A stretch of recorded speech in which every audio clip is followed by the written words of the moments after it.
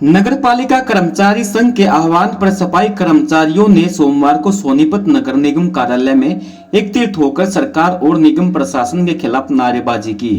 सफाई कर्मचारियों ने नगर निगम कार्यालय स्थित कैप्टन विक्रम बत्रा पार्क में एकत्रित होकर निर्णय लिया कि वे निगम अधिकारियों के खिलाफ प्रदर्शन करेंगे और सरकार के खिलाफ नारेबाजी करेंगे, जिसके चलते सफाई कर्मचारियों ने नगर निगम कार्यालय के गेट पर एकत्रित होकर और वहां से निगम अधिकारियों के कार्यालय तक प्रदर्शन किया।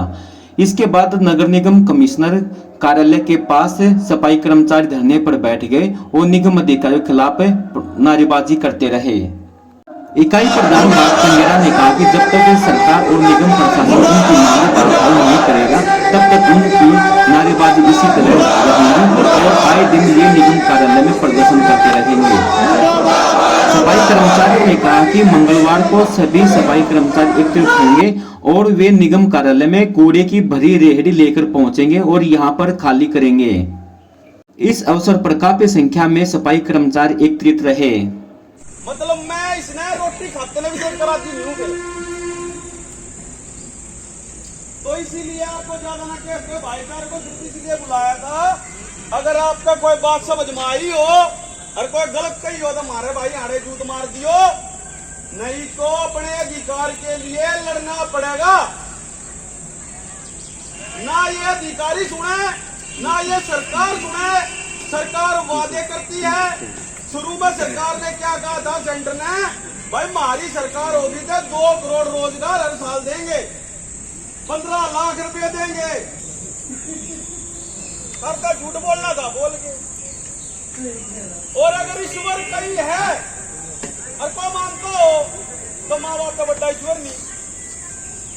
जब ये जितने राजनेता शपथ ले हैं उस समय क्या कहा जाता है, मैं ईश्वर को साक्षी मानकर शपथ लेता हूँ, निष्ठा ईमानदारी से अपना कार्य करूंगा। और सबसे बड़े भारतीय नेता हैं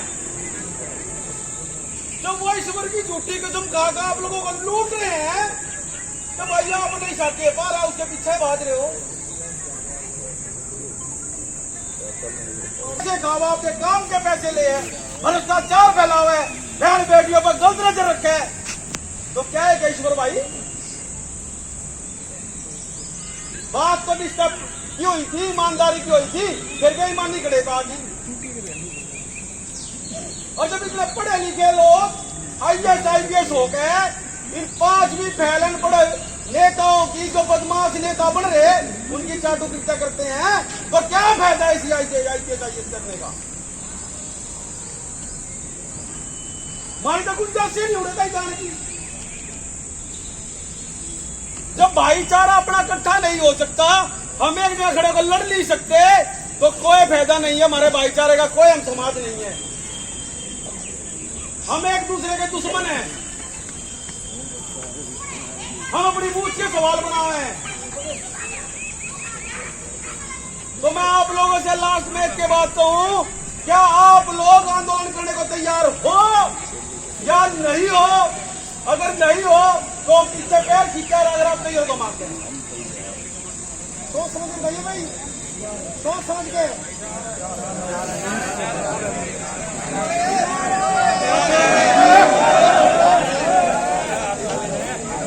आज आप लोग भिन्ने की 2 भिन्ने की 3 नहीं तो भाई पैरों में जंजीर गल गया गुलामी की, वो थोड़ी और टाइट हो जाएगी।